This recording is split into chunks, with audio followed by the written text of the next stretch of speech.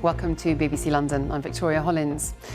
A report looking at the Met's investigation into the murder of 4 men in East London 8 years ago has found that not enough has been learnt and warns that similar mistakes could happen today.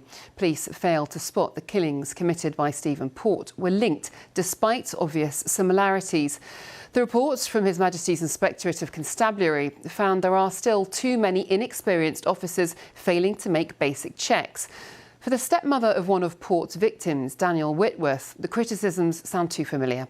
Police showed her a suicide note found with Daniel, but failed to realise it was fake and written by his killer.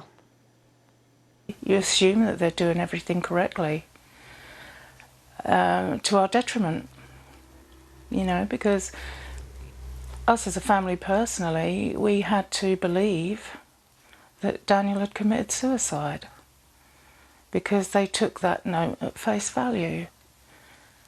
And that's a tough thing to get your head around. And we should have never have had to get our head around that. You know, if only they'd have just said, well, look, we've found this note. We're going to make absolutely sure it's Daniel's handwriting. We're going to make absolutely sure. They just didn't. They took it at face value, and that let us down enormously. Well, the Metropolitan Police says it has reviewed and updated its training for frontline officers. It says it's also looking at what it can do better to support families and wants to make real change. I am confident that we have improved our training of officers, that we've improved our approach to this, and that we do everything we can to minimise the chances of ever missing a case. Though I am very confident that we have made some improvements, but clearly not enough. In other news, 4 men have been charged with the murder of a 22-year-old shot dead in South London. Tyrese Miller was found in Croydon Road in Mitcham in the early hours of April the 4th. The men are due to appear at Wimbledon Magistrates Court today. From this weekend, passengers will see major changes to some central London bus routes. 3 are being scrapped entirely. Transport for London says it needs to balance the budget after a drop in bus usage in some areas. Broadcaster and bus enthusiast Edward Adu has been finding out more. Hi, I'm Ed. I love buses. I've always loved buses. The number 16 bus has been part of my life. I used it to get to school back in the day, and I still use it to see some of my friends. That's my local Lidl. I'm in Kilburn High Road to be precise, and I'm here with Emily, who loves buses like me. Emily, welcome. Tell us about the history about the 16, but most importantly, what's going to happen from this weekend? Absolutely. So the 16 is a bus that's been at least a century running down Kilburn High Road. As of this weekend, it'll be running a little bit farther than Cricklewood, so it'll be going to the Brent Cross Superstores, but it'll be going from there and then won't be going all the way to Victoria. We'll be terminating at the south end of Edgware Road.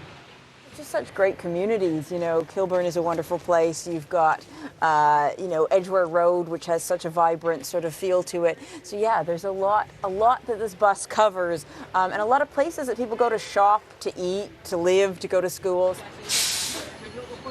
For some locals, the 16 bus holds special memories, and Paul is with me. He's got a fascinating story. Paul, what's the story? Well, my mum was a conductress, a clippy on the number 16s from Cricklewood Garage to Victoria. And my dad, who was Irish and had come over, you know, like they all did, to work on the building sites in the 1950s, used to get on the bus. And one day, I can't believe he had the guts to do this, he asked my mum out for a drink. So if it wasn't for the 16 bus, your mum and dad wouldn't have met and you wouldn't be here? I wouldn't be here. I'm here with Jeff Hobbs, who is the Director of Planning for TfL. Jeff, thank you very much for taking time out to join us. Pleasure.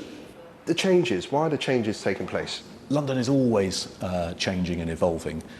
New places develop, other places go into decline, and we're adjusting the bus network accordingly. Roughly a bus every 2 minutes at the peak on the Edgware Road at the moment, and that will fall slightly to a bus every, say, 2.5 minutes. We have got financial targets to meet. We do need to balance the budget. And this is one way in which we can do that for relatively modest impact. The 16 will be bowing out of Victoria for the final time. Farewell to the route I love and the journeys I've had. Now, as part of His Majesty the King's coronation celebrations, people across the UK are coming together on Monday, May the 8th to try out volunteering. They'll also celebrate those who regularly help in their local areas. Wendy Hurrell has been finding out how it works. Yes, there are thousands of organisations who've got together to give us opportunities to help out our local communities. So you might want to get back into volunteering or try it out for the very first time. Because let's face it, volunteers are the unsung heroes, aren't they? And they're vital for places like this. You looking for anything in particular? No. Bernadette has volunteered at Age UK for 10 years. I do 2 full days a week, and I mean, it's hard sometimes and you come very tired, but I absolutely love it. Yeah, it's really good. Really feels rewarding at the end of the day. We get lovely regular customers come in. We get elderly people coming in just for a chat. Yeah, it's great. And joining her, a new recruit, TV and radio presenter Dev Griffin is helping out at the Finchley shop. So you've been ambassador for some time now. I think this might be the first time you've been on the shop floor volunteering. How was it for you today? That's great. I mean, I was able to sort of get stuck in pretty much straight away. Yeah, they tucked me downstairs, but I think they gave me the safe job to begin with, where I can't break anything. So far, so good, yeah. I haven't found any money in any of the pockets yet, but I'm still hopeful. Which, of course, you will then give Which I to... would obviously donate if I found, yeah.